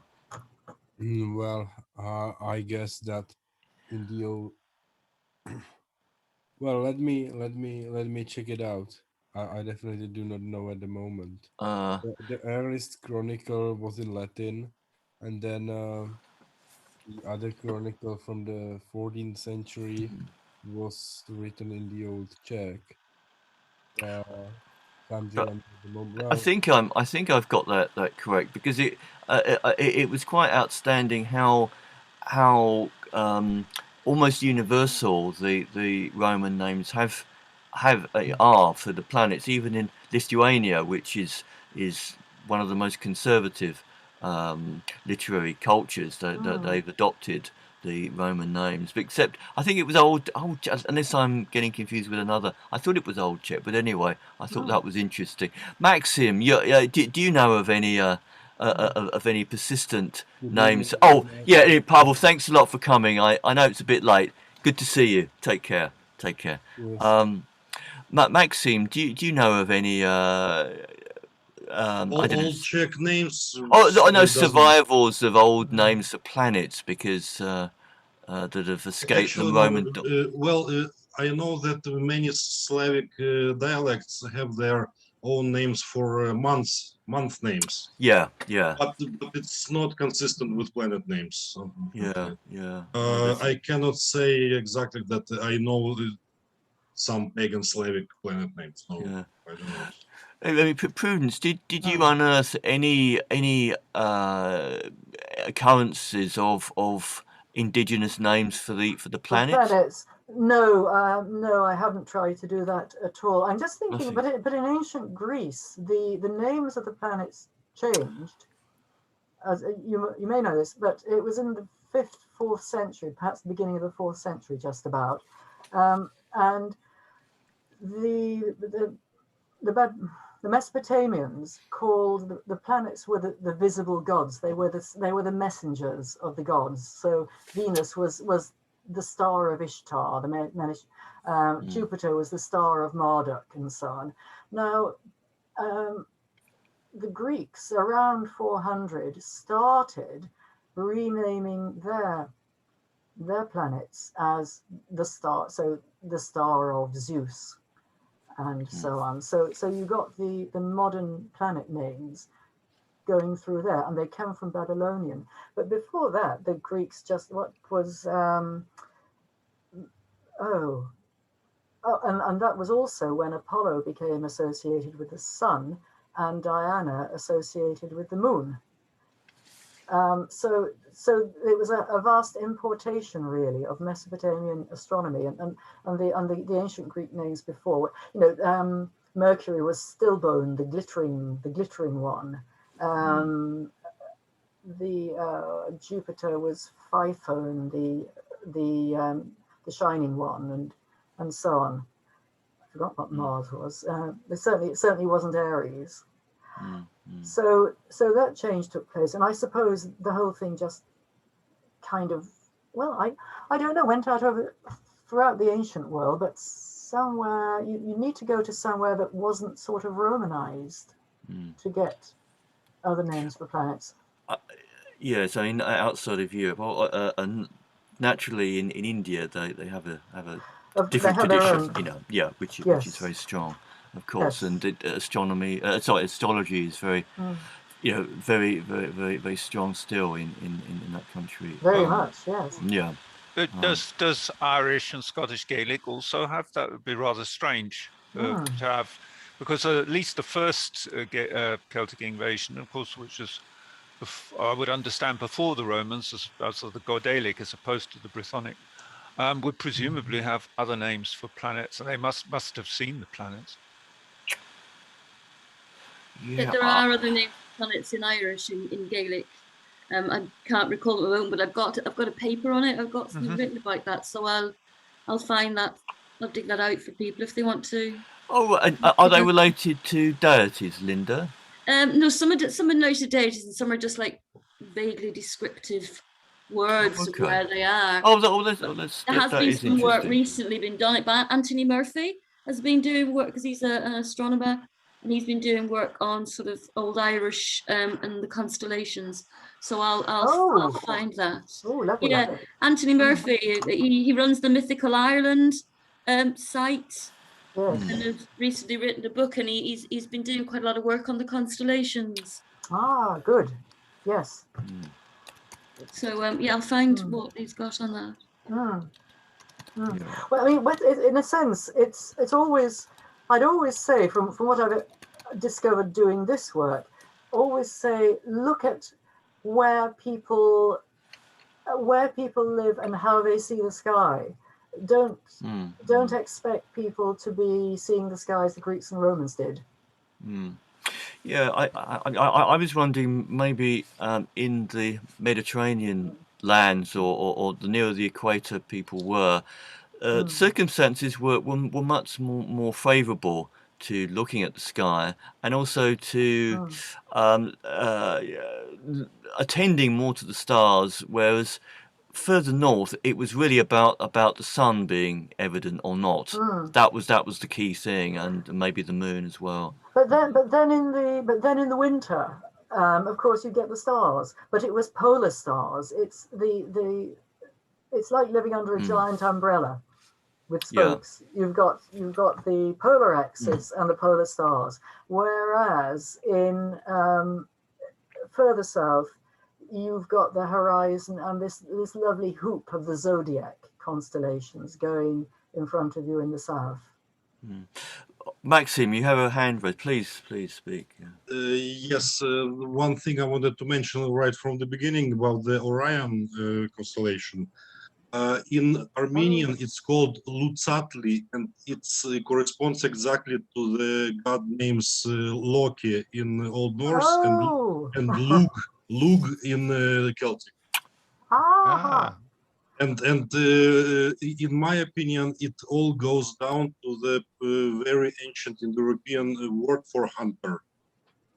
So it's an archetypal celestial hunter, which was seen by many Indo-European peoples and called locally. Which language was that, Maxime? Proto-Indo-European, the reconstructed language of all the ancestors. Yes, the hunter. But in which? Did you say it was Czech? Lutsatli was in Armenian. Oh, Armenian, right? Okay. Is this a particular? And the Pleiades, of course, are the hunted animals. The herd of animals. The Pleiades. Yes, they're also called the herd of boars, apparently, wild boars in many traditions. They are in one way or another are connected to some game animals. Okay. Is the naming of the great and lesser sort of bear is that does that relate to something Proto-Indo-European? I did read somewhere that there were different sort of manifestations of this, but this is quite an early conception to see the bear in that position in the sky. Any thoughts on that? You mean the constellation? Well, to identify it with the bear somehow, because I mean the bear is lots of people think was a very important animal to Indo-European culture. I also have my own theory. Well, when lion, which is traditionally supposed to be a loan word from Semitic, it is not. It is purely Indo-European because lion inhabited Ukrainian steppes up to the Middle Ages. So lion was by the side of our ancestors all the times all along, and only when lion was extinct in the higher latitudes, and it was only present in the Middle Ages, like in Italy, a little bit in Spain and Greece, and finally totally extinct in Europe. Only then partially the name of the archetypal beast shifted to bear. Okay, well, that's interesting. So rather as in Mesopotamia, it was all there are lions all over as the archetypal dangerous game animal. It was also as dangerous for our ancestors because the lion really lived in Russia and even more north. Yes, right.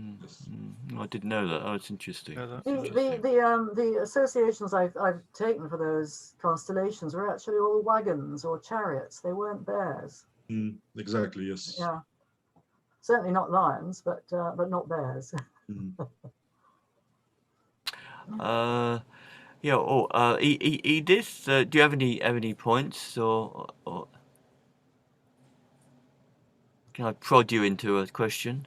No, it was fascinating. I was just curious. A few Arabic words have crept in, like zenith and nadir, and some of the stars. But I suppose Arabia was too far south to really have any sort of interaction between, the people gazing at the stars in the Arabian desert and the people gazing further north.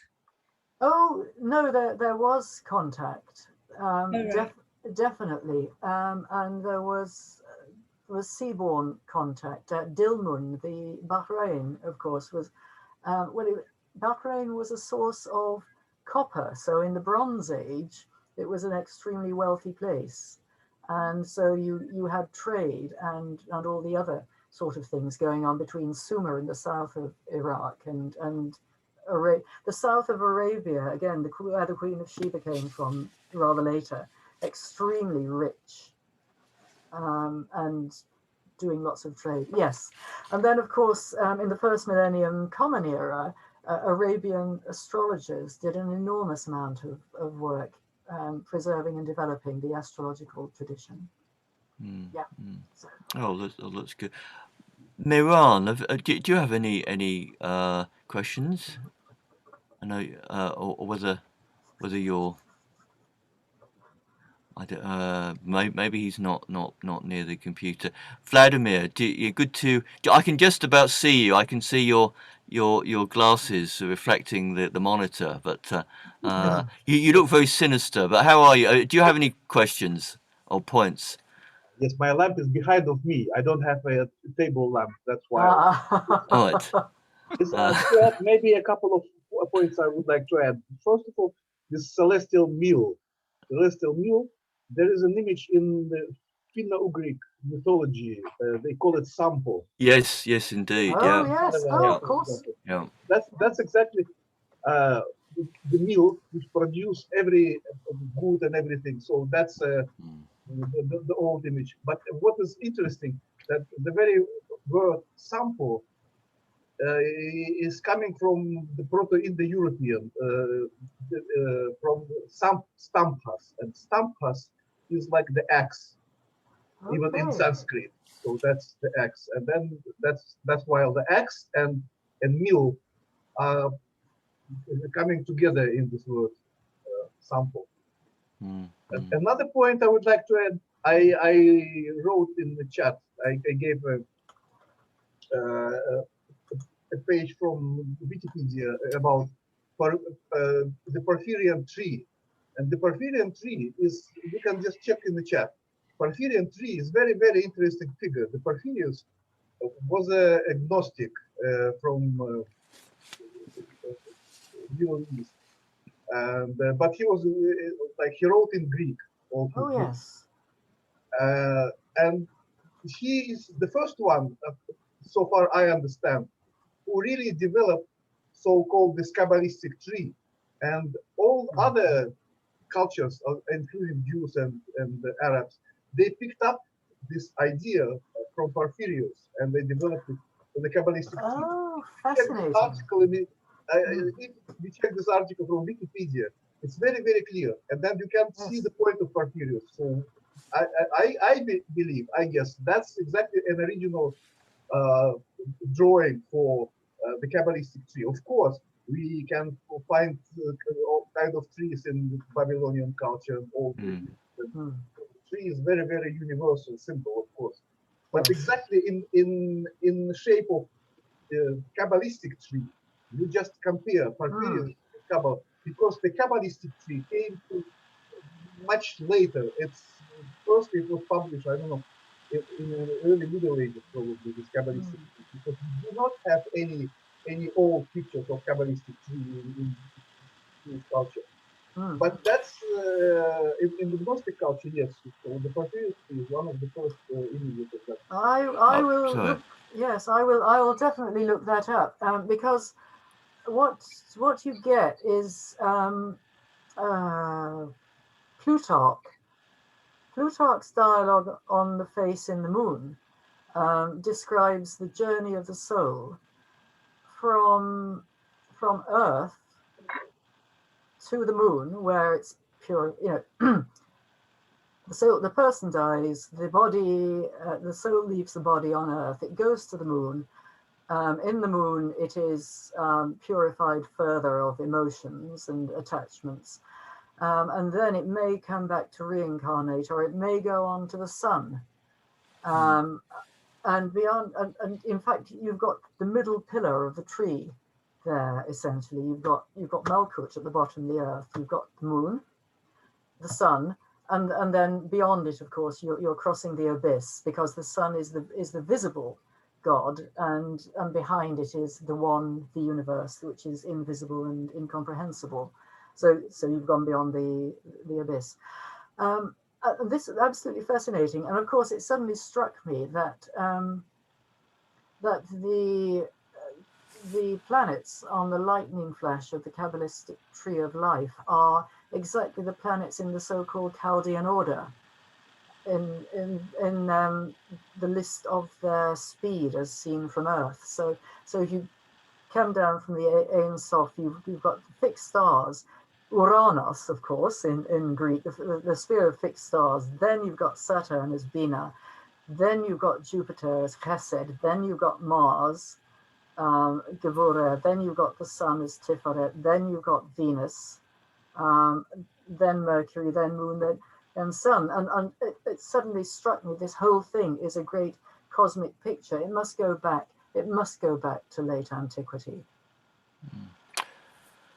Oh well, I think maybe that's a nice point to bring things to a conclusion. You've been very generous with your time, and we've kept you waiting. We kept you working for about 2 hours. Kept for about 2 hours, so that's very good. Oh, you can't even buy me a drink. This is terrible. Yes, yeah, I absolutely. That would be nice. Maybe that there'd be some icon one could click on, and that would take place. A drink would be served to you. But we've not got there yet. Yes. And I hope to be able to put this up on the website soon, because people have put in chat, and it's very true that there's lots of details that one can profit by hearing again. It's been a fascinating talk. Now I'll just say a few more words in Icelandic and put the candle out. At kveldi skal daglaufa konu brende makkje runde moi givine ise kemur öl drukkide og at not skal kvöldlaufa. Blessed gods of our peoples and lands, at evening shall one praise the day, and at night shall one praise the evening. We offer thanks for what we profited by and what we found pleasure in. Sigur ider, sigur ider, sigur os, sigur os. Friður ider, friður ider, friður os, friður os. Thank you so much, Prudence, for your time, and thanks everyone who's stayed and contributed comments or questions, which is so important for the success of these moots, which are about exchange of ideas. Good, thank you. We'll have a good evening, everyone, and I think the next moot will feature Yanis from Greece talking about the symbolism of the Odyssey, which should be very interesting. He comes with a good recommendation from Tony that knows him well. He's got a centre in Greece that specialises in different things, so that should be good. That will be on the 16th of June, and I hope that will be broadcast from the venue in London using the big screen to create a hybrid event if things can work out well. All right, good night, everyone. Very nice to see you. Thank you. Take care. Bye, Thanks to God. Bye bye. Bye bye. Hi everyone, thank you.